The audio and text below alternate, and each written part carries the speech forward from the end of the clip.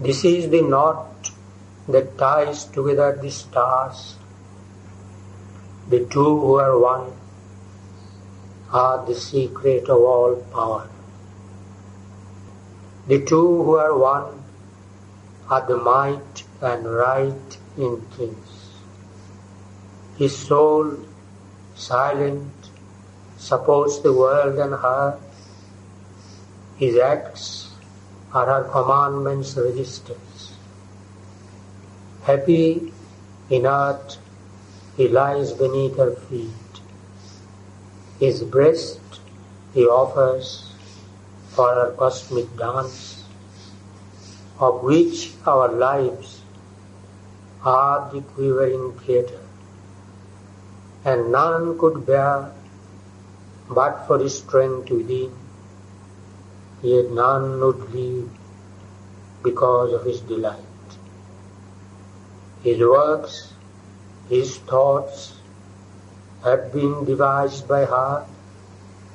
His being is a mirror of vast of hers. Active, inspired by her, he speaks and moves. His deeds obey her heart's unspoken demands.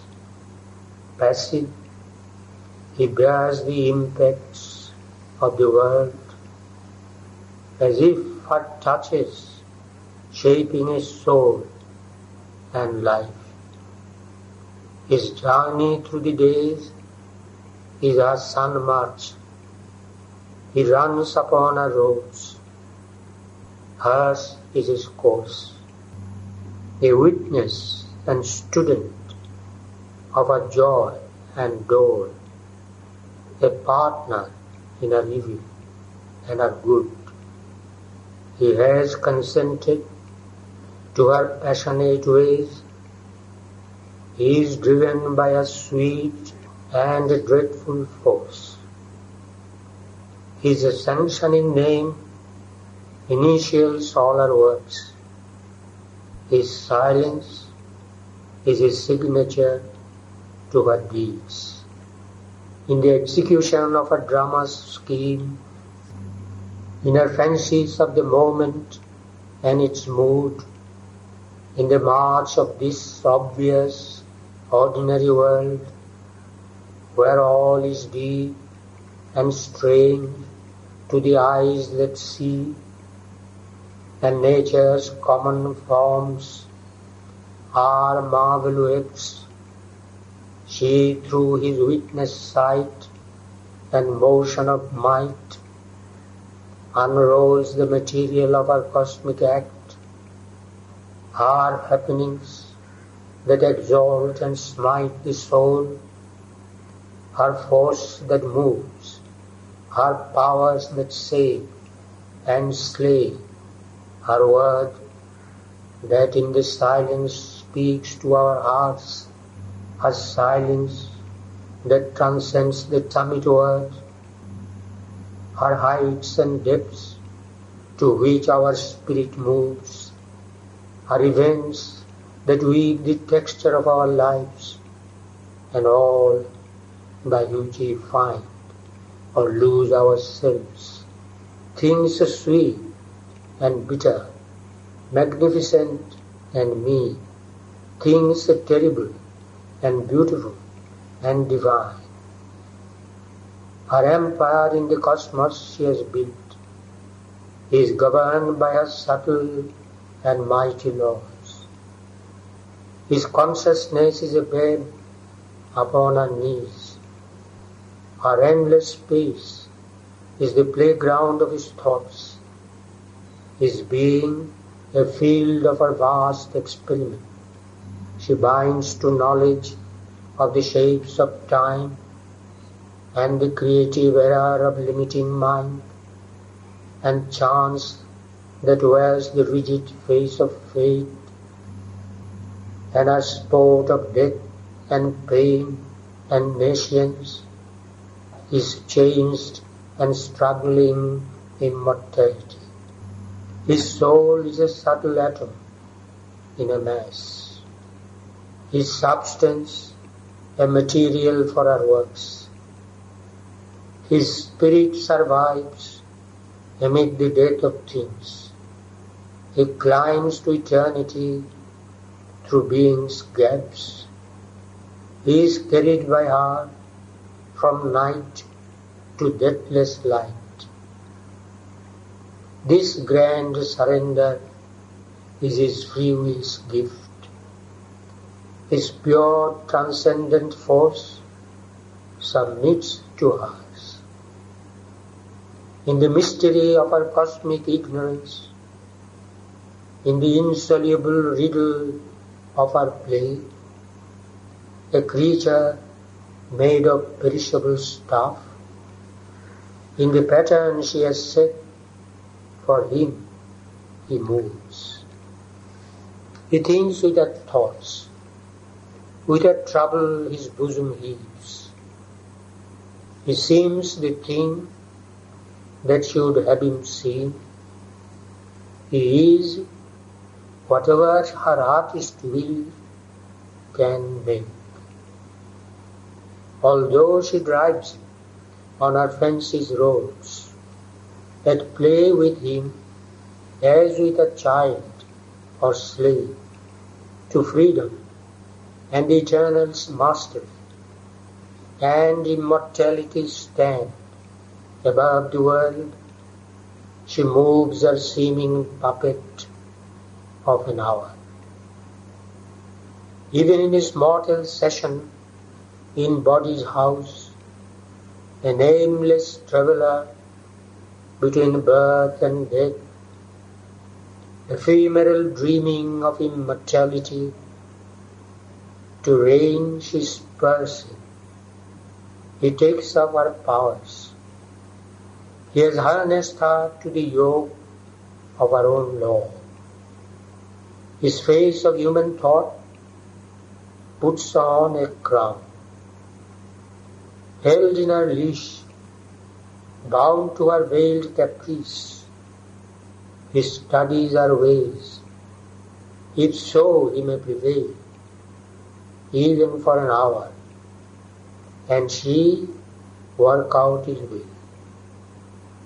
He makes of her his moment passions serve. To obey she faints. She follows her creature's lead.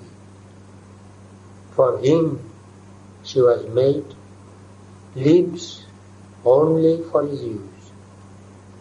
But conquering her, then is he most her slave. He is her dependent. All his means are hers. Nothing without her he can. She rules him still. At last he wakes to a memory of self. He sees within the face of deity. The Godhead breaks out through the human mold. Her highest heights she unmasks and is his mate. Till then he is a plaything in her dream. Her seeming regent, yet her fancy's toy, a living robot moved by her energy springs. He acts as in the movements of a dream, an automaton stepping in the grooves of fate. He stumbles on, driven by a whip of force. His thought labors, a bullock in time's fields. His will, he thinks his own, is shaped in her forge.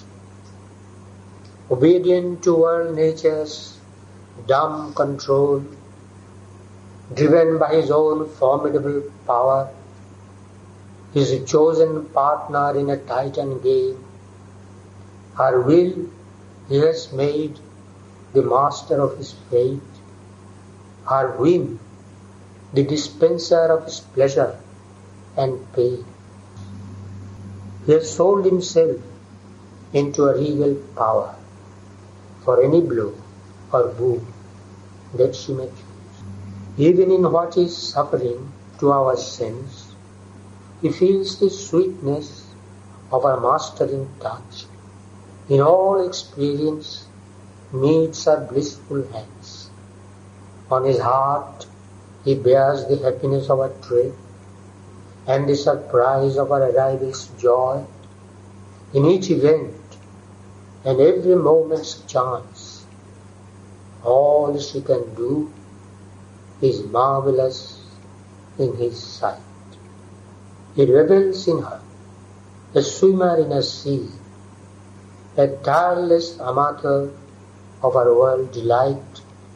He rejoices in her every thought and act, and gives consent to all that she can wish. Whatever she desires, he wills to be.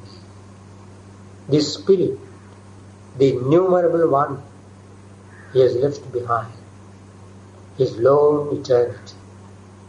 He is an endless birth in endless time, our finite multitude in an infinite space.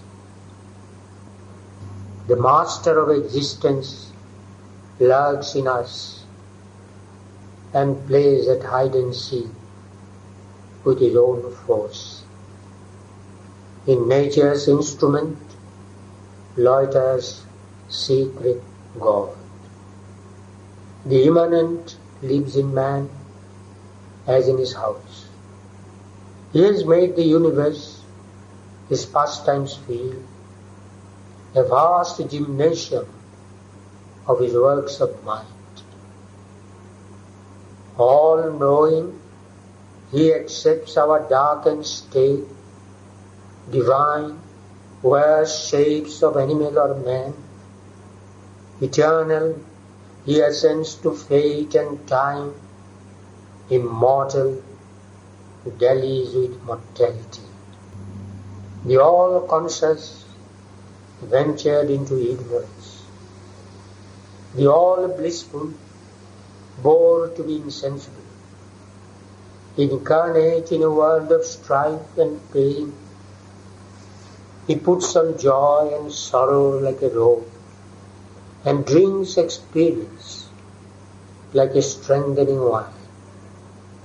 He whose transcendence rules the pregnant past, prescient now, dwells in our subliminal depths, a luminous individual power alone.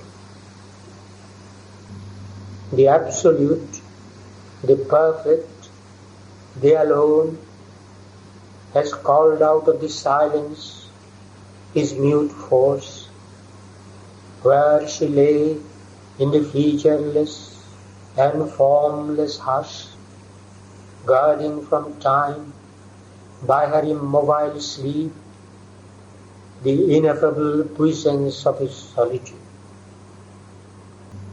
The Absolute, the Perfect, the Alone, has entered with his silence into space. He has fashioned these countless persons of oneself. He lives in all, who lived in his vast alone. Space is himself, and time is only he. The Absolute, the Perfect, the Immune, one who is in us as our secret self, our mask of imperfection has assumed. He has made the tenement of flesh his own, his image in the human measure cast, that to his divine measure we might rise. Then, in a figure of divinity, the Maker shall recast us and impose a plan of Godhead on the mortal's mold, lifting our finite minds to his infinite, touching the moment with eternity. This transfiguration is earth's due to heaven.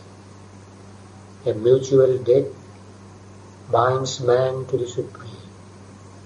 His nature we must put on, as he put ours. We are sons of God, and must be even as he. His human portion, we must grow divine. Our life is a paradox with God for key. But meanwhile, all is a shadow, cast by a dream. And to the musing and immobile spirit, life and himself don the aspect of a myth, the burden of a long, unmeaning tale.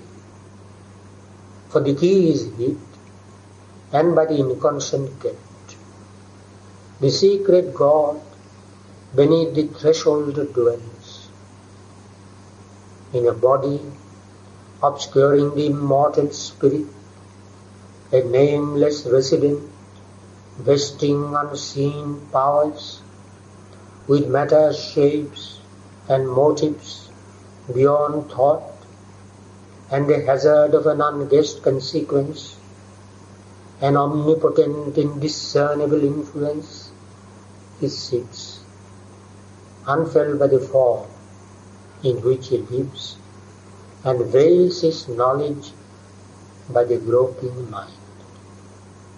The wanderer in a world his thoughts have made, he turns in a chiaroscuro of error and truth to find a wisdom that on high is his.